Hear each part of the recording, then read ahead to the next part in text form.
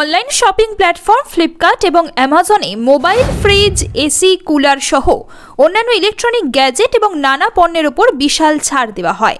এর সঙ্গে ব্যাংকের ক্রেডিট ও ডেবিট কার্ডে অতিরিক্ত ছাড়ের সুবিধাও দেওয়া হয়। এই কারণেই অনেক মানুষ বাজার থেকে না কিনে অনলাইনে শপিং করা বেশি পছন্দ করেন। কিন্তু একটি সাধারণ প্রশ্ন সকলের মনেই আসে, কিভাবে এই প্ল্যাটফর্মগুলো বাজারের তুলনায় এত কম দামে পণ্য বিক্রি করতে পারে।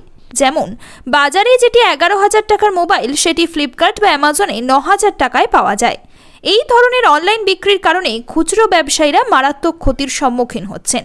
Confederation of all India traders এবং খুচরো মোবাইল বিক্রেতাদের সংগঠন এই প্ল্যাটফর্মগুলির বিরুদ্ধে অভিযোগ তুলেছে এবং তাদের কার্যক্রম অবিলম্বে স্থগিত করার জন্য ভারতের প্রতিযোগিতা কমিশনের কাছে আবেদন করেছে। ব্যবসায়ী সংগঠনগুলোর দাবি, ফ্লিপকার্ট ও অ্যামাজন বাস্তবসম্মত মূল্য নির্ধারণ করছে না এবং বাজার থেকে কম দামে পণ্য বিক্রি করতে বিপুল পরিমাণ অর্থ ব্যয় করছে। এর ফলে গ্রে মার্কেট তৈরি হচ্ছে, যেখানে পণ্য বিক্রি করতে কর ফাঁকি দেওয়া হয়। এভাবে সরকারি আয়ও কমে যাচ্ছে। তাদের আরও দাবি, এই প্ল্যাটফর্মগুলো ফরেন ডাইরেক্ট ইনভেস্টমেন্ট নীতিমালা ভঙ্গ করছে এবং বিশাল পরিমাণ অর্থ খরচ করে ভারতীয় বাজারে তাদের অপারেশন চালাচ্ছে।